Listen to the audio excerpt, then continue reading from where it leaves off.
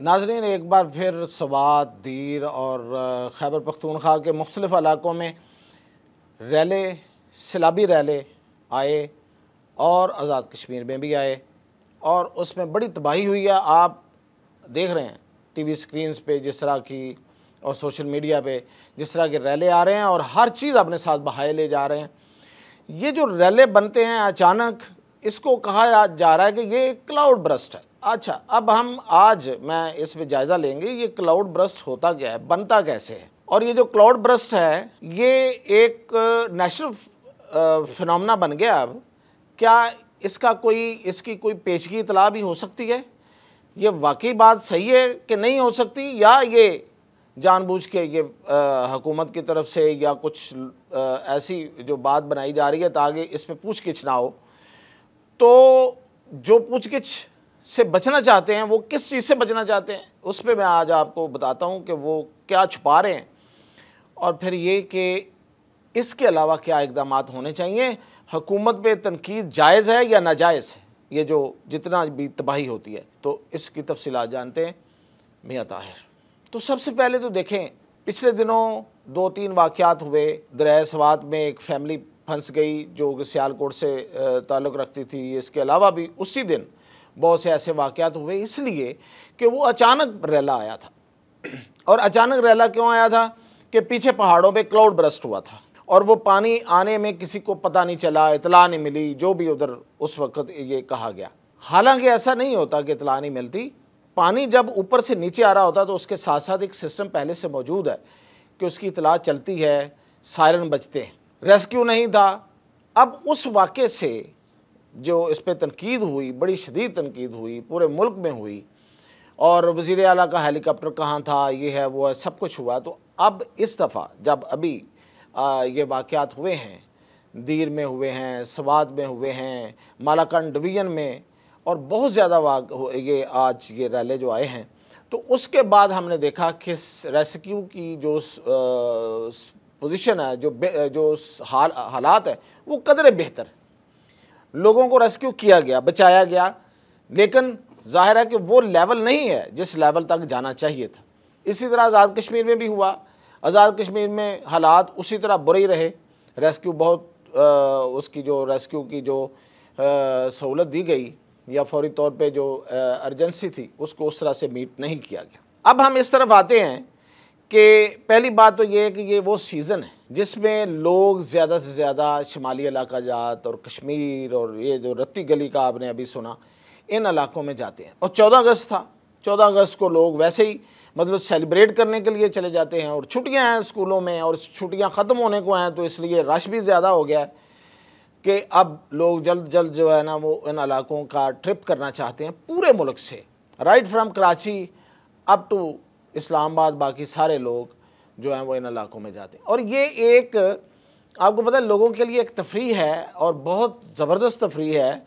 और बाकी ये पूरे मुल्क में एक माशी एक्टिविटी भी है, एक माशी सरगर्मी भी है, जिसके नतीजे में एक ख़ास किस्म की माइशत जो है वो हरकत में आती है। और फिर ख़ास तौर पे ये जो एरियाज़ हैं, जो शुमाली इलाका जात हैं, जो ऊपर एरियाज़ हैं, जो तफरीही मकामात हैं, इन लोगों का रोज़गार इन्हीं सैर व सियाहत से जुड़ा हुआ है। अब पूरे मुल्क में के लोग जब यहाँ जाते हैं और इस तरह के वाक़यात पेश आ रहे हैं और उनकी गाड़ियाँ जो हैं वो उसमें बह रही हैं, लोग मर रहे हैं, अचानक कोई चीज़ सर पे आ जाती है, कोई पता नहीं चलता है, तो ये लोग फिर अब खौफज़दा हो जाएंगे और कैसे जाएंगे इन इलाकों की तरफ।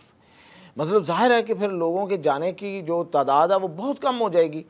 तो ये जो मईशत है, ये जो इकानमी है, ये बैठ जाएगी। ये उन लोगों का तो ख़ास तौर पे रोज़गार है, उनके हाथ में कुछ नहीं आएगा। और हमेशा हमारे मुल्क में एक तो खैर पिछली जो एक हुकूमत थी उसमें तो बड़े नारे मारे गए कि जनाब सियाहत को हम फ़रोग देंगे, इसको बड़ी इकानमी बनाएंगे और इससे इकानमी जो है वो वाइब्रेंट हो जाएगी और ये करेंगे, लेकिन हुआ कुछ नहीं है, किया कुछ नहीं है। अच्छा, अब करने का काम क्या था? तनकीद क्यों जायज़ है? तनकीद इसलिए जायज़ है कि देखें, जो सबसे ज़्यादा तबाही आपने देखी, मैंने भी देखी, हम सब देख रहे हैं, वो कहाँ हो रही है? वो हो रही है जो नाले, जो कुदरती नाले हैं, जो दरिया हैं, जो चश्मे हैं, उनके जो कुदरती रास्ते हैं उनको बंद करने का जो अमल था, उसके ऊपर जो तजावज़ात थी, जो इंक्रोचमेंट थी, लोग आके घर बना लेते हैं, लोग आके अपने रेस्टोरेंट्स बना लेते हैं और मुख्तलिफ स्ट्रक्चर्स वहाँ पे तामीर कर लेते हैं, और कोई रेगुलेशन नहीं है, कोई रोकता नहीं है, कोई हुकूमत नहीं रोकती रही। ये है असल तनकीद कि वो तबाही हो रही है, ज़्यादा तबाही वो हो रही है। अच्छा, अब ये वाक़यात हो गए, इसके बावजूद सवाद की हद तक तो फिर कुछ ना कुछ हुआ, कोई निशानदेही हुई, कुछ स्ट्रक्चर गिराए गए, लेकिन जितनी तेज़ी से होना चाहिए था उतनी तेज़ी से नहीं हुआ। क्या बाकी जो ये जो पानी के रास्ते हैं, कुदरती रास्ते हैं, उनकी तरफ तवज्जो दी गई? बिल्कुल नहीं दी गई। और इसके अलावा जो सड़कें हैं, उनका तो कोई इंफ्रास्ट्रक्चर ही नहीं है वहाँ पे। मतलब वो कच्चे रास्ते और उन्हीं नालों नदियों से गुजरते हुए ऊपर लोग जाते हैं, और लोग जो इधर से जा रहे होते हैं उन्हें को बहुत ज़्यादा पता नहीं होता कि कौन सी जगह ख़तरनाक है और किस जगह पे किस तरह खड़े होना है और रहना है, इसलिए नुकसानात हो रहे हैं। तो ये तनकीद बड़ी जायज़ है। अब दूसरी बात, रेस्क्यू की सहूलत वहाँ तक, उस लेवल तक अभी भी नहीं पहुँचाई गई कि पूरे सूबे में कोई मतलब उसमें इन्फोर्समेंट की गई होती, और ख़ास तौर पे इन इलाकों में जो है वो रेस्क्यू का को आला किस्म का निज़ाम बना दिया जाता, या मतलब अर्जेंसी में ही कुछ ना कुछ कर दिया जाता। ठीक है, अब 2 हेलीकॉप्टर हिस्सा ले रहे हैं, एक गिर गया है, एक लगा हुआ है, लेकिन ये है कि जो ऑन ग्राउंड रेस्क्यू उसकी बड़ी ज़रूरत होती है। कश्मीर में बिल्कुल ही वहाँ नज़र नहीं आया। तो ये तनकीद जायज़ है जब तक इन इलाकों में, देखें ये अब फिनोमेना बन गया है, ये जो क्लाउड बर्स्ट है, ये जो क्लाइमेट चेंज है, ये एक फिनोमेना है, इसके साथ हमें जीना है। जैसे हम कहते थे कि कोविड के साथ हमें जीना है, कोविड अभी भी है, तो लोगों ने जीना सीख लिया। इसी तरह अब इस क्लाइमेट चेंज के साथ जीना है, लेकिन इसको जीने में इसके साथ जीने का जो सीखने का अमल है, उसमें हुकूमतों ने आगे बढ़ के जो है वो अपना रोल प्ले करना है, इंतज़ामिया ने करना है। और अब मैं आता हूँ, आपको बताता हूँ कि ये क्लाउड बर्स्ट क्या है और क्या इसको पहले इसकी पेशगी इतला हो सकती है कि नहीं हो सकती। देखें, क्लाउड बर्स्ट जो है ये बेसिकली उस वक़्त होता है जब किसी इलाके में हीट वेव हो, यानी कि पहाड़ी इलाकों में ख़ास तौर पे होता है। ये क्लाउड बर्स्ट बहुत कम होता है कि वो हमारे जैसे जो प्लेन एरियाज़ हैं उनमें नहीं होता, बल्कि ये जो पिछले दिनों चकवाल का कहा गया था वो भी गलत साबित हुआ, ये पहाड़ी इलाकों में होता है। अब ये पहाड़ी इलाकों में ये क्लाउड बर्स्ट पहले कभी कभार हुआ करता था, अब ये एक परमानेंट एक लिहाज से फीचर बन गया है। अब इस सीज़न में कितने क्लाउड बर्स्ट हो चुके हैं। तो ये जो क्लाउड बर्स्ट हैं, ये होता क्यों? होता ये है कि जहाँ पे इन दिनों शुमाली इलाका जात में हीट वेव चल रही है, वहाँ पे दर्जा हरारत ज़्यादा है, पहाड़ों के अंदर दर्जा हरारत ज़्यादा है। जो लोग यहाँ से जाते हैं उन्हें वो उस तरह से दर्जा हरारत इसलिए वो कम फील होता है कि वो इधर से जा रहे होते हैं। और फिर ये है कि ज़ाहिर है, मैं जो बात कर रहा हूँ जिस दर्जा हरारत की, वो पहाड़ों के अंदर की बात कर रहा हूँ, वहाँ पे दर्जा हरारत ज़्यादा, और ख़ास तौर पे जो ग्लेशियर्स हैं वहाँ पे दर्जा हरारत इतना ज़्यादा है कि वहाँ पे भाप बन रही है और वो ग्लेशियर्स को फाड़ रही है।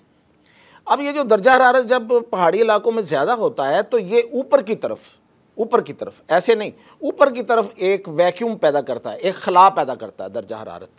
जो जब टेम्परेचर ज़्यादा होगा, हवा जो है वो गर्म और हल्की होकर ऊपर को उठेगी, तो वो एक वैक्यूम पैदा करता है। ऊपर अगर बादल खड़े हैं, जो कि होते हैं पहाड़ी इलाकों में, और ये सीज़न है और वो पानी वाले बादल हैं, तो वो क्या करेंगे, जब ये वैक्यूम बनेगा तो वो उसमें आ जाएंगे, अचानक उसको एक रास्ता मिलेगा या एक उसको खाई मिल जाएगी, उनके लिए खाई बन गई। बाकी जो हवा है वो ऐसे खड़ी है, उन्होंने बादलों को रोका हुआ है, ये अचानक दरमियान में एक खला बना, उसमें बादलों के लिए खाई है, बादल चलते चलते उसमें आगे गिर जाएंगे। जब वो गिरेंगे तो वो आके फिर इसको कहते हैं ब्रस्ट होना, वो ब्रस्ट करेंगे, और वो ब्रस्ट कर जाते हैं, और ब्रस्ट करते हैं यानी कि अचानक बारिश, और उसमें से पानी आप समझें कि गिरना शुरू हो जाता है। और 1 घंटे का, वैसे ये एक टाइम इसका कहा गया है, साइंसदान ये कहते हैं, माहिरीन ये कहते हैं कि 1 घंटे में ये सारा अमल मुकम्मल होता है, और 1 घंटे के अंदर अंदर ये ब्रस्ट हो जाता है। अच्छा, ये कम से कम 1 घंटा है, वैसे ज़्यादा से ज़्यादा 3 से 4 घंटों में भी ये प्रोसेस होता है। अब इसमें जब ये क्लाउड जो है वो ब्रस्ट हो गया, तो उससे क्या होता है कि अचानक फ्लड आता है और किसी को पता भी नहीं चलता, इतना पानी आ जाता है। अचानक आ जाता है, और ये उससे फिर ये इस तरह की इमरजेंसी बन जाती है। अब इसको क्या मापने का कोई तरीका नहीं है? बिल्कुल है। इसे कहते हैं डॉपलर रडार्स। डॉपलर रडार्स जो हैं वो इसके बारे में पहले से इतला कर रहे होते हैं। अगर वो कहीं लगा हो तो वो हवा की स्पीड बताता है। हवा की स्पीड ज़्यादा हो जाती है, जब क्लाउड बर्स्ट होना होता है उससे पहले हवा की स्पीड ज़्यादा हो चुकी होती है।